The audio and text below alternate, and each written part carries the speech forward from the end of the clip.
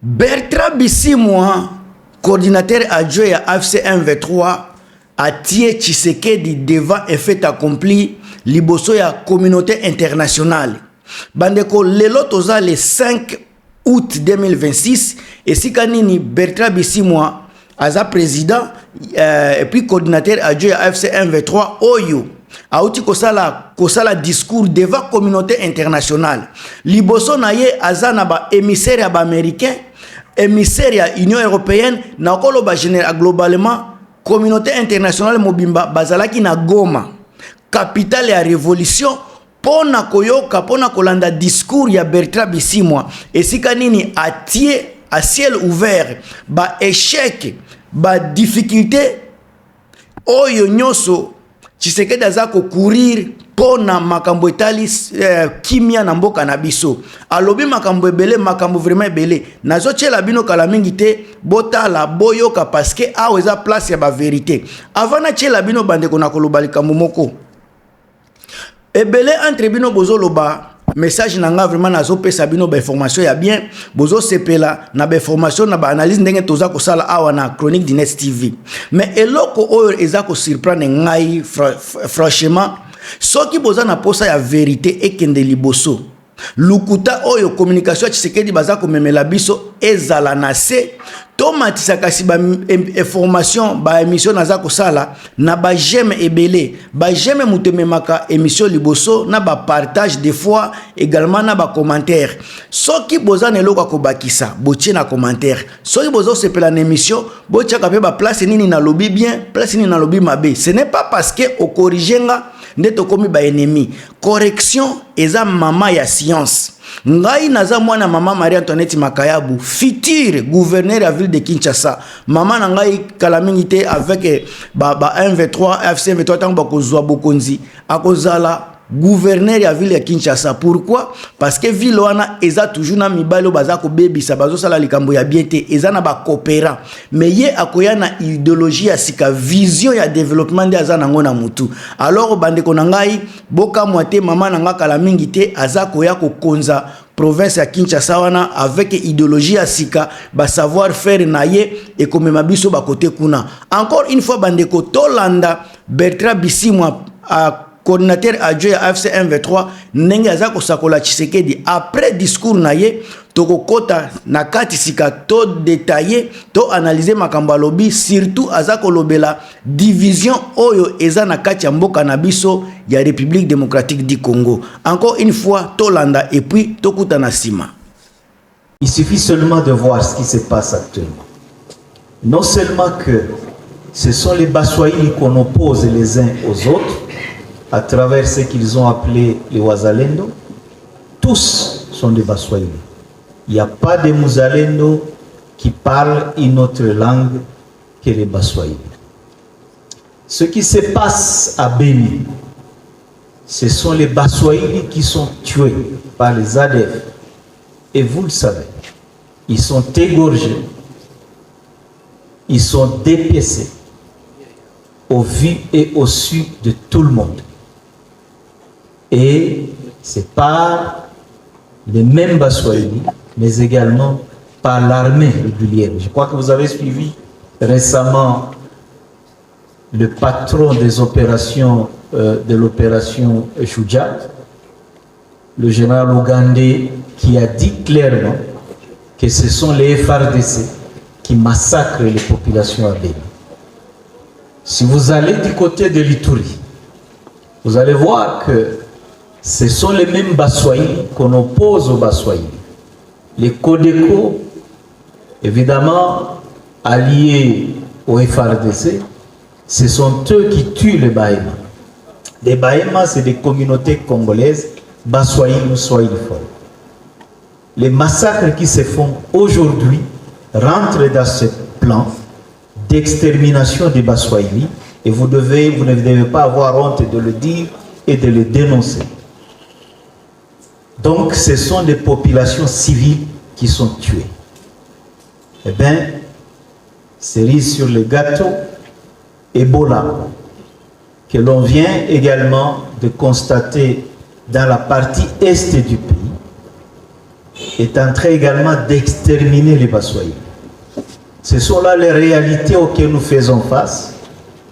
Ces réalités qui viennent s'ajouter au massacre par les FDLR qui avait déjà commencé sur cette partie du pays et qui se poursuit. Il est important que nos populations de l'Est du pays, les Baswahili, prennent conscience de cela et décident de pouvoir se défendre contre cette mise à mort qui est injuste, qui est planifiée par le régime de M. Tshisekedi.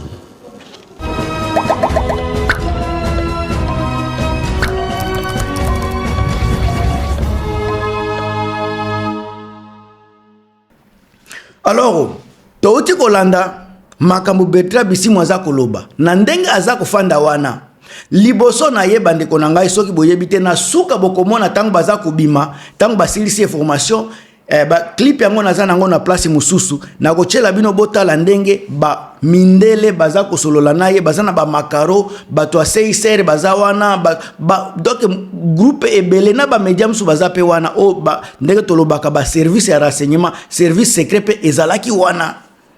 Alors Tshisekedi bandeko à chaque jour naza koloba na bino.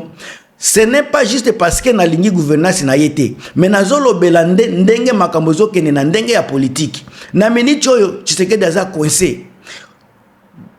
Président Lorenzo ya Angola aza contre façon na ya kosala makambo. Président ya Angola komi kolobela aza kobanga insécurité na frontière na ye. Président ya Zambie pe akomi kolobela insécurité ya na ba frontière na ye. Bozomona soki bokebi pete ba oyo bozolo ba na soki ba force négative na Angola na nini na Katanga et okoza la pe ba armée zambienne ndenge ba kota ki kala bango ne baza ko forcer ko kota pona ko sécuriser ba frontière na bango. Okebi pete ba ko kata parti wana ba koloba ya bango parce que côté Tshisekedi il ne contrôle rien. Il ne comprend rien. Toujours, je n'étais pas au courant, je n'étais pas informé. Bokoya koyoka jour moko ba Zambie pe ba kati mabele. Et puis toko banda kolela sime kozala trop tard. En tout cas bozala na ekenge parce que makambu ndeko na biso alobi eza makambu ebele toko tasika na kati. Azolobela Tshisekedi azana tendance à ko exterminer les swahiliphones. A détailler yango na marque na ye otozomona sika na front biso pe toki koloba na marque na biso mais soki botali sika eloko aza koloba alobeli makambo bazalendo wazalendo soki botali bango mutu ata moko te aza muluba bango tu baza ba swahiliphone tangu swahiliphone wana aza kobunda na ba AFC M23 pe majoritairement ba swahiliphone eza confrontation entre les swahiliphones bo baza kokufa eza ba swahiliphone yango nde ko na biso Bertrand Bisimwa aza koloba akena niveau ya ADF nalu wana ndeko nanga chef d'état major ya Uganda auti koloba ye moko ke alobi yango eza te ke balobeli ye alobi ke batu baza koboma na ba beni kuna eza ba ADFT bao baza koboma na beni eza ba FARDC. Imaginez-vous ba allégation ndenge wana batu oyo baza koboma eza ba FARDC. Nani aza chef ya ba FARDC? Nani aza chef suprême ya FARDC? Donc soki baza koboma baza kozwa ordre et pas ya chef parce que chef mutu aza kosala commande. Donc na déduction ya makambo Bertrand Bisimwa aza koloba Tshisekedi mutu aza koboma batu na beni. Sika soki botali beni eza entité 100% les swahiliphones. Bo baza kokufa kuna ba swahiliphones. Boke na Uvira ba Minembwe ba soki ba Baraka kote kuna nyoso ba swahiliphones nde baza kokufa. Eloko aza koloba azolo bango liboso ya communauté internationale ba expert ya ba tribu ya ba région ba expert ya Grand Lac baza wana baza koyoka tango ba kosala analyse wana je pense que ekoki ko tomber est vrai boke na province orientale oyo eza majoritairement encore une fois les swahiliphones soki botali bien bitumba ngo ndanga za kotambola ezaka na ba espace ya ba swahiliphone nde bitumba eza kosalema et puis soki botali bien Tshisekedi aza kosilisa yango te ye moko aza ko engager ba bitumba wana et puis ngana sina comprendre eloko moko soki aza ko engager bitumba entre batu wana c'est parce que aza na posa ya ko se maintenir au pouvoir plus que des ordres kozala plus aza azako yiba, azako kosela bitumba makambu, azako déplacer bambongo. Alors Bertrand Bisimwa asali ba détail na ye. Constant na biso ba peuple simple, ba peuple nenge tolobaka depuis kala.